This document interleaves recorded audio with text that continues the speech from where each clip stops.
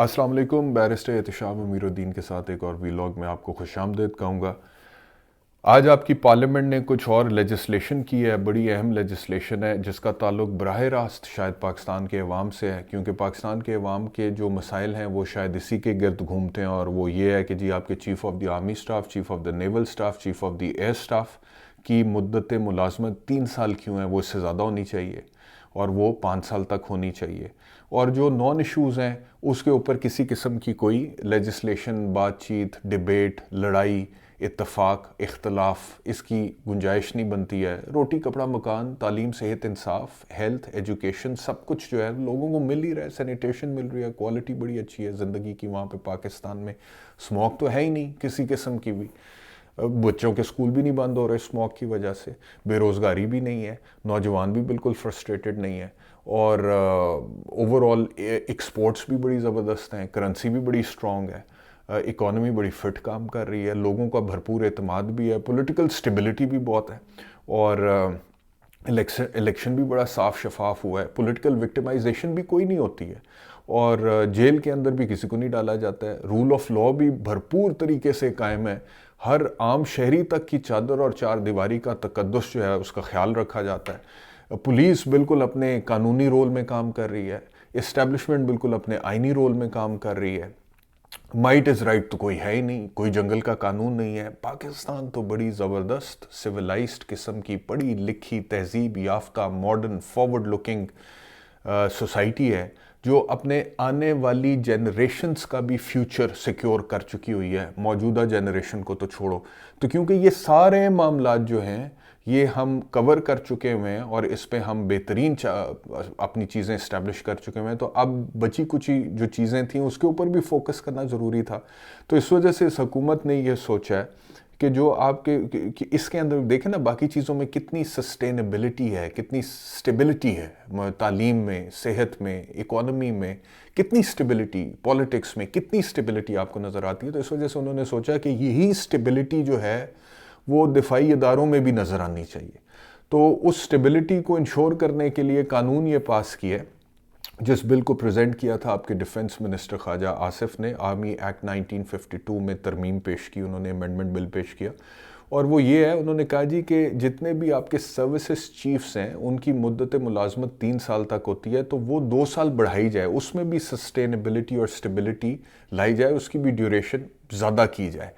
क्योंकि अभी अगर ये पहले वाले कानून के मुताबिक चलते तो chief of the army staff general Asim Munir ने नवंबर 2025 में रिटायर हो जाना था, और उसके बाद ज़ाहिरी बात है फिर खप डलनी थी, नया चीफ कौन होगा, कहाँ से आएगा, कैसा होगा, किसको पसंद होगा, इत्तफाक होगा या उस पर इख्तलाफ होगा। तो उन्होंने कहा कि ये बेहतरीन दौर है, तो इसमें 2 साल की एक्सटेंशन करते हैं।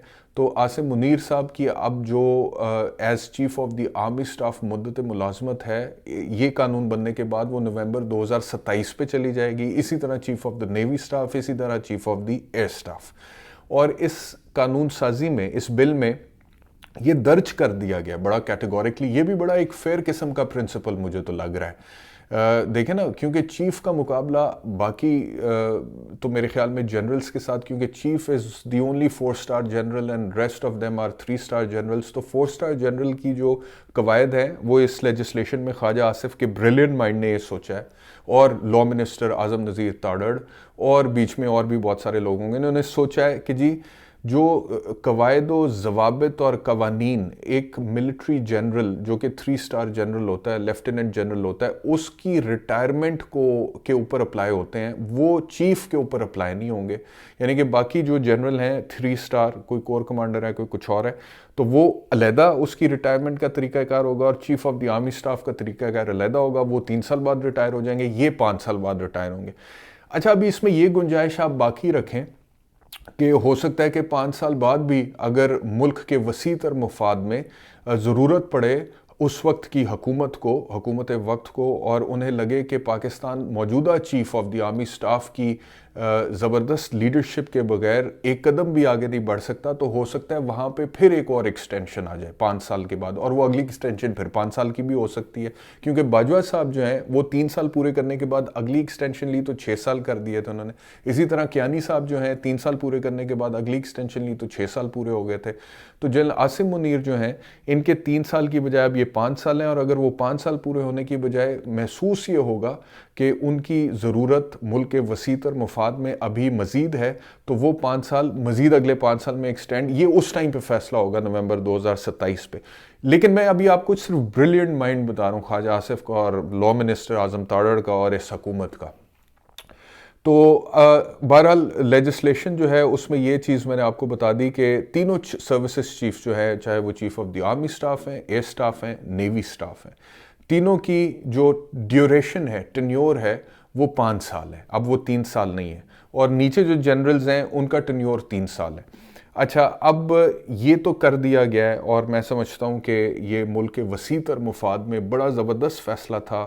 اور جس طرح پاکستان آگے ترقی کر رہا تھا اور جتنی زبردست قسم کی ایک پاکستان میں سیاسی طور پہ, سماجی طور پہ, معاشی طور پہ صورتحال ہے, تو اس کو دوام دینے کے لیے, اس کو مزید لمبا کرنے کے لیے, پرولونگ کرنے کے لیے یہ ایک عمل کرنا بہت ضروری تھا, کیونکہ اس کے بغیر پھر سول گورنمنٹ بھی نہیں چل سکے گی, شہباز شریف صاحب بھی نہیں چل سکتے. اس کے بغیر صوبائی گورنمنٹس جو ہیں مثال کے طور پہ سندھ میں, پنجاب میں اور بلوچستان میں, یہ تو بالکل بھی نہیں چل سکتی ہیں.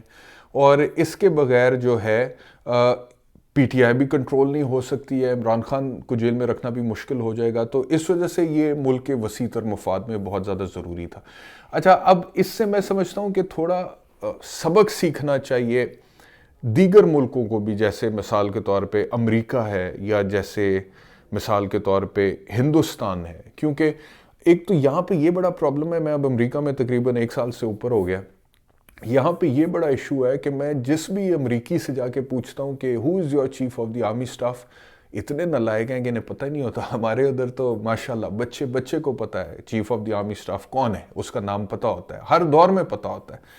ایون کہ اب مطلب کہ وہ تو پرائم منسٹر کو چھوڑ دیں, وہ کہتے ہیں وہ شہباز شریف صاحب کیا ہے, کچھ بھی نہیں ہوتا. جو the one who's calling the shots is the chief of the army staff.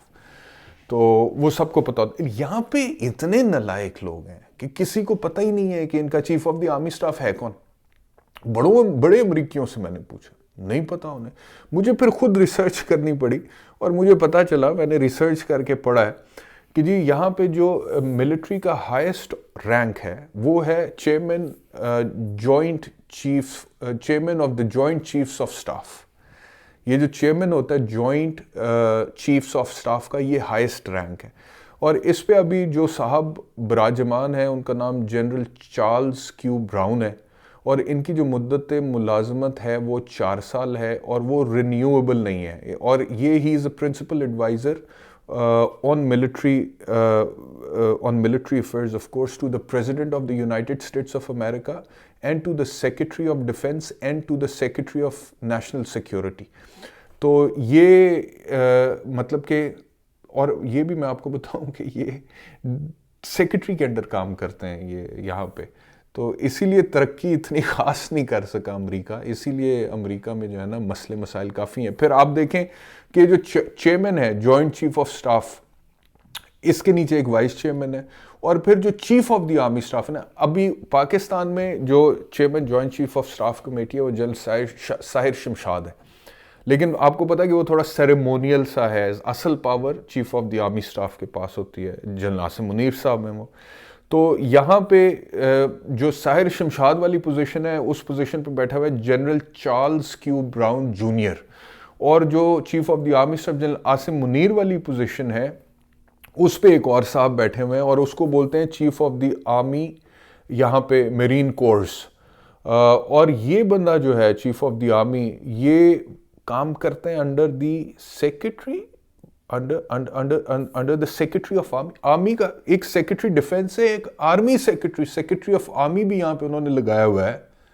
کوئی سیاست دان ٹائپ ہوگا اس کے اوپر, اس کے انڈر کام کر رہا ہے. امیجن کریں ان لوگوں کی حالات چیک کریں. ان لوگوں اسی لیے ان کی یہ حالت ہو گئی ہے کہ ان کا chief of the army staff secretary of army کے انڈر کام کر رہا ہے. لے دسو کر لو گل. اور سیکرٹری آف ڈیفنس کے انڈر کام کر رہا ہے, اور وہ دونوں president of the United States کے, اور وہ پریزیڈنٹ جو ہے is the supreme commander of the armed forces. اور جو اتھارٹی ہے, آپریشنل کمانڈ کی اتھارٹی ہے, وہ چیئرمین کے پاس بھی نہیں ہے, اور وہ جاتی ہے پریزیڈنٹ سے سیکرٹری آف ڈیفنس کو, اور سیکرٹری آف ڈیفنس سے جاتی ہے ریجنل کمبیٹنٹ کمانڈرز کو, جو کہ مطلب کہ فیلڈ پہ ہیں مثال کے طور پہ, جہاں پہ پوسٹنگز ہیں, وہ ڈیوٹیاں وغیرہ وہاں پہ دے رہے ہیں, تو وہ چین آف کمانڈ جاتی ہے. تو اسی طرح ان کا chief of the navy staff جو ہے وہ سیکرٹری آف نیوی کے انڈر کام کر رہا ہے, chief of the air force جو ہے وہ سیکرٹری آف ایئر فورس کے انڈر, اور chief of the space force بھی ہے ایک ہمارے وہاں پہ اسپیس فورس, یہ پتہ نہیں کیا اسپیس فورس وغیرہ عجیب باتیں کر رہے ہیں. بلا اسپیس میں کیا ہوتا ہے؟ اسپیس یہ کہتے ہیں جی کہ ایک خاص ہائٹ سے اوپر آپ چلے جائیں تو وہاں سے اسپیس شروع ہو جاتا ہے, تو انہوں نے اس کا بھی چیف لگا دیا ہے. ویلے لوگ تو وہ کہتے ہیں اس کا chief of the space force جو ہے وہ اپنے سیکرٹری کے اندر کام کر رہا ہے. اور پھر ایک چیف ہے of the national grand bureau, وہ اپنے سیکرٹری کے انڈر کام کر رہے ہیں. اچھا, یہ چیئرمین کو چھوڑ کے جتنے بھی چیفز ہیں ان کی بھی جو مدت ملازمت ہے وہ 4 سال ہے, اور چیئرمین کو چھوڑ کے میں نے اس لیے کہا کیونکہ چیئرمین کسی صورت رینیو نہیں ہو سکتا, لیکن جو یہ باقی چیفز ہیں یہ جنگ کے وقت یا نیشنل ایمرجنسی کے وقت ایک دفعہ رینیو ہو سکتے ہیں. لیکن وہ جب یہ فیصلہ پریزیڈنٹ کرتا ہے, ٹھیک ہے, پریزیڈنٹ کرتا ہے کہ اس کو ایکسٹینشن ملنی چاہیے, نہیں ملنی چاہیے, اور بہت ایکسٹرا آرڈنری سرکمسٹانسز میں, ادروائز یہ 4 سال بعد فارغ ہو جاتے ہیں. ملک کے وسیع تر مفاد میں آگے ان کو لے کر نہیں جاتے یار, یہ اسی لیے ان کا یہ حال ہے. بہرحال اچھا, پھر میں اور حیران ہو گیا, وہ ہندوستان کا میں نے دیکھا, اور ہندوستان میں chief of the army staff ہے, اور اس کی جو ڈیوریشن ہے انہوں نے کہا یا 3 سال ہے یا 62 سال کی عمر کو وہ پہنچ جائے, دونوں میں سے جو پہلے ہو جائے گا اس کے اوپر وہ ریٹائر ہو جائے گا chief of the army staff. اور وہ پتہ نہیں, میں نے تو انٹرنیٹ پہ دیکھا, انہوں نے اس کی سیلری بھی لکھی ہوئی تھی وہاں پہ, وہ ساری تقریباً کوئی میرے خیال میں 2.5-3 لاکھ انڈین روپیز انہوں نے سیلری لکھی ہوئی. پرکس وغیرہ تو سرٹنلی اس سے آگے ہوں گے, ڈفرینٹ ہوں گے. تو یہاں پہ بھی جو ہندوستان میں بھی chief of the army staff ہے وہ 3 سال کے لیے آتا ہے. اچھا, اور انٹرسٹنگ بات یہ ہے کہ ہندوستان میں جب کوئی بڑا ایونٹ ہوتا ہے تو وہاں پہ جو پرائم منسٹر ہے ان کا مودی وہ بیٹھتا ہے, پھر اس کا سیکرٹری ڈیفنس اس کے ساتھ بیٹھتا ہے, اور وہ chief of the army staff کو جو پچھلی لین ہوتی ہے سیکنڈ رو اس کے اندر جگہ دیتے ہیں, اور وہ وہاں پہ بیٹھتا ہے. تو یہی وجہ ہے کہ ہندوستان بھی صحیح ترقی نہیں کر پا رہا. یہ اہمی ڈکوسلے ہیں کہ چاند چوند پہ چلا گیا ہے, G20 سمٹ کو ہوسٹ کر رہا ہے, آئی ٹی میں بڑا آگے نکل گیا ہے, اور جتنے بھی یہ مطلب کہ سعودیہ وہاں پہ اتنے پیسے انویسٹ کر رہے ہیں, ایپل کی انویسٹمنٹ ہے, ٹیسلا کی انویسٹمنٹ ہو رہی ہے, ایویں ڈکوسلے کر رہے ہیں. تو بہرحال پاکستان میں کیونکہ اوور آل سچویشن بہت وہ ہے, کیا اس کو بولتے ہیں, آئیڈیل, اور کیونکہ ہم بڑے زبردست طریقے سے آگے جا رہے ہیں, اور ہر چیز میں ایک سسٹینیبلٹی ہے, ہر چیز میں ایک سٹیبلٹی ہے, اور اس سٹیبلٹی کو انشور کرنا کیونکہ بہت زیادہ ضروری ہے, تو اس وجہ سے حکومت نے فیصلہ کر کے ایک تو یہ کیا ہے جو میں نے آپ کو بتا دیا ہے. اچھا, پھر اس لیے یہ اچھا ہے, زیادہ اچھا اس لیے ہے کیونکہ جو پاکستان میں ملٹری اسٹیبلشمنٹ ہے اس کی سیاست میں جو مداخلت ہے, اس مداخلت کی کوئی حد تو ہے نہیں, اور ایک طرح سے جو ملٹری اسٹیبلشمنٹ کا ہیڈ ہے وہ ایک طرح سے ڈی فیکٹو موجودہ صورتحال میں پارلیمنٹ کا بھی ہیڈ ہے, جوڈیشری کا بھی ہیڈ ہے, اور کیا ہوتا ہے, اور ایگزیکٹو ہوتا ہے, ایگزیکٹو بیوروکریسی وغیرہ, اس کا بھی ہیڈ ہے, اور اس کے علاوہ وہ میڈیا کا بھی ہیڈ ہے, وہ تقریباً ہر چیز کا ہیڈ ہے, اور وہ اتنے مطلب کہ چیزوں کو اکیلا مینج کرتا ہے کہ, اور پھر جب وہ کامیابی سے کرے مینج اور چلائے اس کو, تو پھر بہت مشکل ہو جاتا ہے کہ اس کو ریپلیس کیا جائے, کیونکہ ایک دم وہ ملک میں انسٹیبلٹی کا خطرہ آ جاتا ہے بہت زیادہ. تو یہ میں سمجھتا ہوں کہ بڑا زبردست فیصلہ ہے اس حکومت کا, اور اس کو جتنا بھی خراج تحسین پیش کیا جائے وہ کم ہے, اور آنے والے دنوں میں اب آپ اس کے اثرات دیکھیں گے, اور ملک کو تیزی سے ترقی کرتا ہوا اپنی منزل کی جانب بڑھتا ہوا آپ دیکھیں گے. اس کے علاوہ اس زبردست حکومت نے جو دوسری لیجسلیشن آج کی ہے وہ سپریم کورٹ کے ججز 17 تھے. اب 17 میں پرابلم بڑا ہو جاتا نا. اب جیسے وہ ججز بھی آج کل عجیب و غریب یہ آپس میں گروپنگ کر لیتے ہیں جی. وہ بندیال دا گروپ ہے تے وہ فائز عیسیٰ دا گروپ ہے تے بندیال فارغ ہویا تے فائز عیسیٰ آیا تے وہ فائز عیسیٰ دا گروپ ہے تے وہ منصور علی شاہ دا گروپ ہے. ہن فائز عیسیٰ فارغ ہو گیا تو ہن یحییٰ آفریدی آ گیا تے ہن یحییٰ آفریدی اجے تک تے وہ گروپ نہیں بن کے سامنے آ رہے ہیں, لیکن کچھ وہ فائز عیسیٰ دے گروپ دی باقیات نے تے دوسرا منصور علی شاہ دا گروپ ہے. تو جدوں دو گروپ باندھے نے تو ان کو پھر مینیج کرنا مشکل ہو جاتا ہے, اور 17 میں تو بہت ہی مشکل ہو جاتا ہے. تو اس وجہ سے زبردست تاریخی آئینی فیصلے لینے کے لیے سپریم کورٹ کے ججز کی تعداد 17 سے بڑھا کر بل منظور کر دیا گیا ہے کہ 34 ہوگی, اور اس 34 میں ایک آپ کا چیف جسٹس ہوگا اور باقی 33 جو ہیں وہ آپ کے سپریم کورٹ کے ججز ہوں گے. اور یہ اسلام آباد ہائی کورٹ کے بھی 6 ججز نے بڑا تنگ کیا ہوا تھا, یہ خط لکھ دیا تھا, پھر یہ نئے چیف جسٹس کو جا کے ملے بھی ہیں, تو وہاں پہ بھی جو تعداد ہے وہ 9 سے بڑھا کے 12 کرنے کا بل منظور ہو گیا ہے. ایک اور اچھی خبر میں آپ کو دے رہا ہوں. اور اس کے علاوہ یہ ہے کہ جو پریکٹس اینڈ پروسیجر ایکٹ تھا اس میں بھی ایک ترمیمی بل آج منظور ہوا ہے, اور وہ آئینی بینچ سے ریلیٹڈ ہے کہ آئینی بینچ کیسے بنے گا, کون کون ججز آئینی بینچ کا حصہ ہوں گے, اس آئینی بینچ کو ہیڈ کون کرے گا. تو یہ ساری اور اس ساری صورتحال میں جو ایک مجھے عجیب و غریب بیان نظر آیا ہے جس کی میں بھرپور الفاظ میں مذمت کرتا ہوں, اور مجھے تکلیف ہوئی ہے, پاکستان سے دور امریکہ میں بیٹھا ہوں اور جب بندہ ملک کو ترقی کرتا ہوا صحیح ڈگر پہ جاتا ہوا دیکھ رہا, اور اس میں ایک بندہ جب فضول بات کرے تو دل دکھتا ہے. اور وہ دل دکھایا آج میرا عمر ایوب نے. اور عمر ایوب کہتا ہے یہ جو لیجسلیشن جو ہے اس کی جو پاس کی گئی ہے, خواجہ آصف نے جو بل پیش کیا تھا, اس سے دیگر افسروں کی, جرنیلوں کی حق تلفی ہوگی. اور وہ اوپر سے وہ ساتھ بیرسٹر گور ملا ہوتا ہے عمر ایوب کے ساتھ, وہ کہتا ہے کہ ہم بادشاہت کی طرف جا رہے ہیں, یہ بادشاہت ہے, یہ ایسے ہے, یہ ویسے ہے. تو وہی انہوں نے اپنی رٹ لگائی ہوئی ہے, اور وہ رٹ لگائی.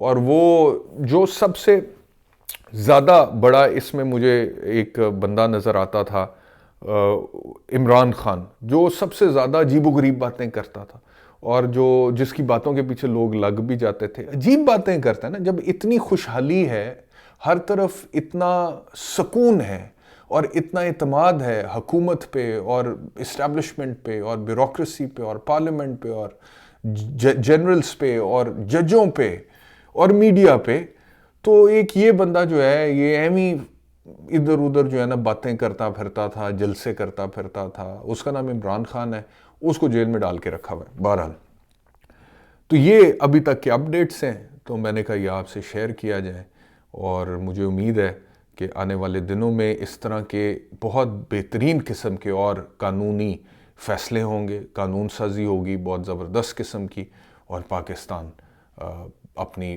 پوری آب و تاب کے ساتھ پوری دنیا کے سامنے چمکے گا. اس ویلاگ میں اتنا ہی, انشاءاللہ دوبارہ آپ سے ملاقات ہوگی. اپنا خیال رکھیے. اللہ حافظ.